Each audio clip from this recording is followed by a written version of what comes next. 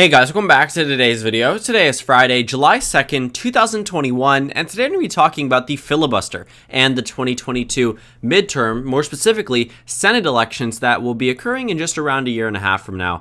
And looking at this Washington Post headline, it is titled, "The Filibuster is on the Ballot in 2022. Now, I think this can be applied to mostly Democrats, but also Republicans. This article pretty much focuses on the Democratic Party and which senators support abolishing the filibuster, but I think there is a lot more to talk about.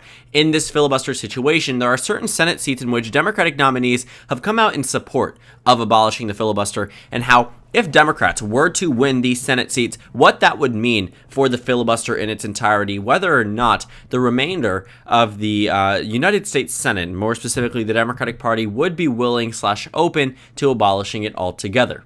Looking at our midterm elections, we aren't expecting too many gains for the Democrats in the United States Senate. Right now, in my most recent prediction, I have them gaining just 2 seats in the overall, Senate elections. In fact, I have been wavering back and forth between Wisconsin and Pennsylvania and the competitiveness of North Carolina and Ohio, and considering would those states be competitive? Could Democrats actually win there? But the main thing that we are looking at here is that Democrats are throttled largely by Kyrsten Sinema and Joe Manchin in relation to the filibuster, in relation to where they stand on such an important topic for the 2022 midterm elections. And I am excited to see which senators come out in support of it in the future, to see how this will warp our 2022 experience. Will this be the most important issue for the United States Senate?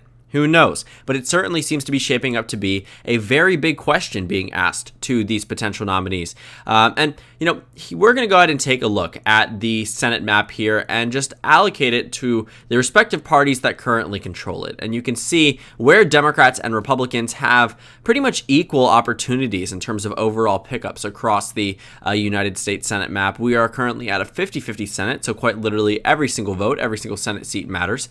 And Democrats are only able to pass things with budget reconciliation and bipartisan bills. The rest seem to fall due to the filibuster, in which the Republican Party can open up for free debate, and it requires 60 votes to close such debate. And Democrats rarely ever get there. In fact, haven't gotten there under Biden's, at least for a major piece of legislation under Biden's administration. And looking at our map here, there are ample opportunities for both sides, but in terms of pickups for the Democrats, that's what I'm going to be characterizing under the key races column. I would go ahead and say Wisconsin, Pennsylvania, North Carolina, and then I would maybe go into not so far as to declaring Ohio and Florida as swing states, but maybe key races light, essentially states that might be competitive but aren't necessarily currently, or we don't have any indication that Democrats have a realistic shot at victory. At least in Florida, Val Demings just pulled behind Marco Rubio by 20 points across the state. I don't think he'll win by 20 points, but being down 20 points in a state that typically polls well within single digits is quite fascinating, to say the least. But again, we have a while to go until the election, so there is some time, but I do want to point out that Florida and Ohio are not nearly on the same level of competitive nature as Wisconsin, Pennsylvania, and North Carolina, but I do think they deserve some attention, especially since we are talking about the filibuster. So Kyrsten Sinema has been someone in the past who has been a critic of the Democratic Party for considering abolishing the filibuster altogether. When questioned time and time again, she has been very consistent. She is not open to abolishing the filibuster. She is not open to reforming it at all. In fact, she stands as the sole Democrat. Yes, Joe Manchin is not included in this designation. The sole Democrat that is opposed to changes in its entirety towards the filibuster. The only one out of 50 senators. And right now, what we have is 19 have already said, let's eliminate the filibuster. 15 have said, I will commit to changing the filibuster. 15 are saying, okay, I'm open a little bit. Let's talk about it. Let's figure out what you mean by change. Do you mean a talking filibuster? Do you mean getting rid of it altogether? We need to have that discussion. And then there's that one senator, Kyrsten Sinema, who says in a quote, "Instability, partisanship, and tribalism continue to infect our politics. The solution, however, is not to continue weakening our democracy's guardrails. If we eliminate the Senate's 60-vote threshold, we will lose much more than we gain." End quote. Kyrsten Sinema seems to be warning Democrats and hinting towards Republicans that she is a bipartisan senator, that she believes that this guardrail, as she puts it, is a protector of democracy. But looking at our Senate elections, it seems that she is the one senator that seems to be completely opposed to getting rid of this, which means if Democrats can get the remaining 15 on board, in addition to the 19 committed, in addition to the 19 who have already the 19 declared, and then the 15 committed, the Democrats could reach 50 even without Kyrsten Sinema following 2022.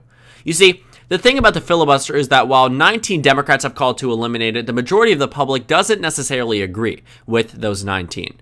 You know, it says here in this headline from the Monmouth University poll in April of 2021 that nearly half of Americans would keep the 60-vote cloture threshold. When asked and, questioning them, do you believe that the filibuster should be here? Do you approve or disapprove of it? It seems that 34% of Americans approve of it, 34% disapprove of it, and 33% do not have an opinion. But then when asked, do you want to get rid of it entirely? Would you reform it, or would you keep it as is with no changes? 38% say keep it, but 38% also say keep but with reforms. So the overwhelming majority of the American public is saying, okay, keep the filibuster, 19% and 19 senators, 19% of the Senate, just quite interesting to see how that works out. But it seems that 19% of the country, while saying yes, get rid of it in its entirety, 38%, around 40%, are sort of open to changes, which means that while that 19% won't be directly appeased, won't be considerably happy by a changed filibuster, they could be grouped in with the reform group, which would bring that number up to around 60% of the American public. That's not too bad. And looking at the way that the public responds to certain type of bills, if they were to be filibustered, they're asking the public, how would you feel if the Senate filibustered a gun control bill? It seems about even. An immigration bill, people would oppose that more than they support it. A bill on election rules and voting, even. Minimum wage, more oppose than support it. Change federal tax rates, more support than oppose it. New programs and spending, more support than oppose it. A new presidential cabinet pick, more oppose it than support it. And then the appointment of a federal judge, ditto. So looking at some of these bills, the American public seems to have a different response depending on what we're looking at. When it comes down to changing federal tax rates, well, they say, okay, go ahead and filibuster. But then when it goes to the president's cabinet, the American public sort of flip-flops. They say, okay, wait a second, let's not filibuster it in this moment. So essentially, it seems as if that the American public, while not fully on the idea of abolishing the filibuster, isn't always with it. In fact, it seems that the majority of the American public is either with reforming or completely abolishing it altogether.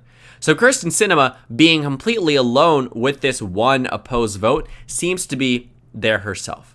This is why the race has been heightened for the 2022 midterm elections. When you see Sinema and Joe Manchin sort of sitting here and saying, I don't want to talk about this, Manchin has recently said he's more open to discussion. Before, he was not like that, but Kyrsten Sinema has been a complete no so far. But now we are starting to hear from some of these Senate candidates that they are now open to the idea or support abolishing the filibuster.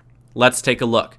In the state of Ohio, not necessarily the most competitive race in 2022, but Tim Ryan, a representative, a very well-known name amongst the Democratic Party, at least amongst the establishment, ran for president in 2020, will likely be redistricted out of his district with the Republican Party clenching down on the amount of Democratic districts in the state of Ohio. It seems that Tim Ryan is now supporting abolishing the filibuster, said so on MSNBC despite not supporting abolishing it during his presidential candidacy. So Tim Ryan is that Senate candidate in the state of Ohio who is saying, okay, get rid of it. Let's move on. The next one is Representative Val Demings from the state of Florida, was almost the vice presidential nominee for Joe Biden. She says that now she does not support the filibuster, believes that it should be abolished, has made it a key part of her campaign. Okay, that's two senators, but both of them come from states where the Republican Party seems to be ahead. Marco Rubio up double digits in Florida, and it seems that Josh Mandel would defeat Tim Ryan in the eventual matchup on that ballot. So Ohio and Florida, while sure, states that are normally competitive, aren't so much in 2022, and those Democrats saying they would support abolishing the filibuster really don't mean much unless they're able to win, which seems increasingly less likely as the months go on. But let's go ahead and continue.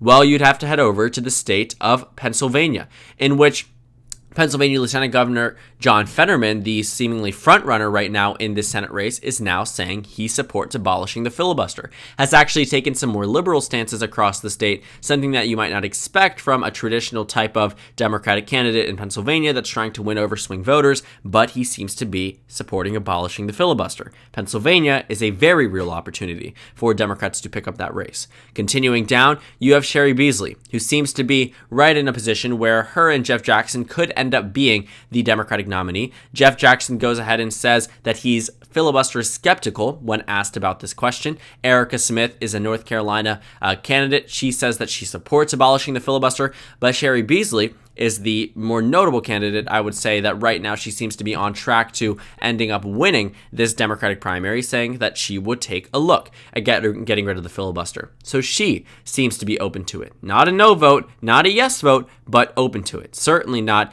as against it as Kyrsten Sinema. And the thing that I also do want to point out is that understand the position that these Democrats are in. They are in competitive races. They are in swing states. Pennsylvania, Ohio, North Carolina, Florida, Wisconsin. These are states in which Democrats have vied for time and time again, especially recently under the Trump era.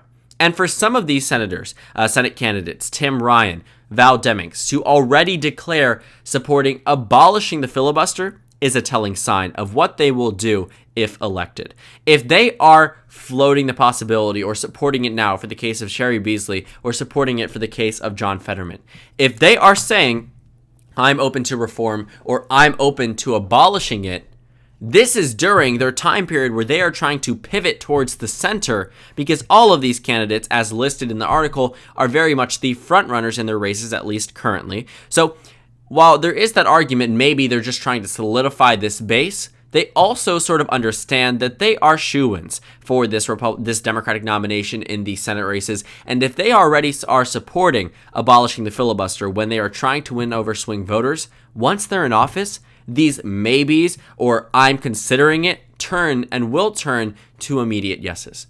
That's typically what happens. The politicians that run on more liberal platforms that have to take centrist positions for the sake of winning constituents, and then by the time the American public opinion changes, they can go ahead and flip-flop and no one will blame them. For the case of the filibuster, I think the Democratic Party might try to change the narrative a little bit more. I mean, looking at the infrastructure bill, looking at many things that the Democratic Party has wished to pass, they have blamed it all on the filibuster. And thus, the American public is a lot more against the filibuster or against its current position, meaning that they are open to reform than they were before 2020, than they were before 2016. The opinion on the filibuster changes as the Democratic Party goes to the media, goes to their constituents, and blames heavy losses solely on the filibuster. So looking at 2022, so far we know that it seems that 4 Democrats are either open or support abolishing the filibuster. 3 states we know so far, these Senate candidates, these Senate frontrunners are for opposing the filibuster, abolishing the filibuster. 1 is saying that they're open to it or considering need to think about it. And we don't know much about Senate candidates from Wisconsin. Let's see if we can see anything here. But it's not just Senate candidates saying this. Secretary of State Katie Hobbs, a Democratic candidate for Arizona governor in 2022, says that she opposes abolishing the filibuster. While these candidates are running in swing races, they are coming out in these positions largely, I think, because they want to be able to pressure the Democratic Party and provide this as a key race for Democrats in 2022. If Democrats can pivot, if Democrats can spin, failures in the Senate onto the filibuster, the American public, more specifically those who support Democrats, which was the majority of the country in the 2020 election, to being opposed to the filibuster, which would mean that not only would this make it easier to abolish in 2022, it will start now, before the 2022 midterms even occur, to move over some of these committed people into the eliminate column, some of these opposed people into the committed column, and potentially, and the reason why I think Katie Hobbs might also be speaking on it is because she's from the state of Arizona, peeling over that one opposed senator, in this case Kyrsten Sinema, over into the open column, which would allow free and open discussion about abolishing the filibuster, free and open discussion about changing the filibuster. What Democrats can do in 2022 is win just one of these races, and they will be in a situation in which they will have a Democrat who is either open or considering abolishing it. It's better than being in a position where you're throttled solely by Kyrsten Sinema. But for the sake of Joe Manchin, for the consideration that maybe Joe Manchin might not support it, the Democrats could be in a position where, hold on a second, they may lose Ohio. Okay, they may lose Florida. They may lose North Carolina. But if they can get Wisconsin, if they can get Pennsylvania, that will be enough. Or let's say, for instance, they lose Wisconsin and somehow win North Carolina, that will be enough. Or in a very weird case in which Democrats win Ohio and Florida, that can be enough. What's happening across the United States is that many major Democratic candidates are starting to say, I support abolishing the filibuster. And what they are going to do is start to change the narrative, make Democrats more opposed to the filibuster, and end up acting that out once or if they win. And looking at the possibility for Democrats, it seems that most of these major nominees seem to be opposing the filibuster, or seem to be opposing the filibuster, supporting the abolition of it, which makes the filibuster, yes, 100% on the ballot in 2022.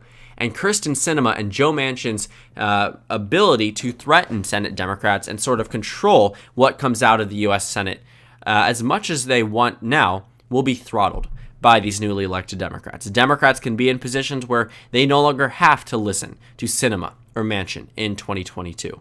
And that's exactly why this filibuster question will be a top issue in 2022, and the Democrats have many opportunities to change it simply by winning just a few Senate races. So thank you guys so much for watching this video. Make sure to comment down suggestions below. Subscribe on the left if you haven't already, and check out the Instagram and Twitter. At the bottom left of the screen, there's also a Discord server for you to go ahead and join. On the screen, there's a video you can watch, and then a playlist for my 2022 Senate election analysis videos. Again, thank you guys so much for watching, and I will see you all later today.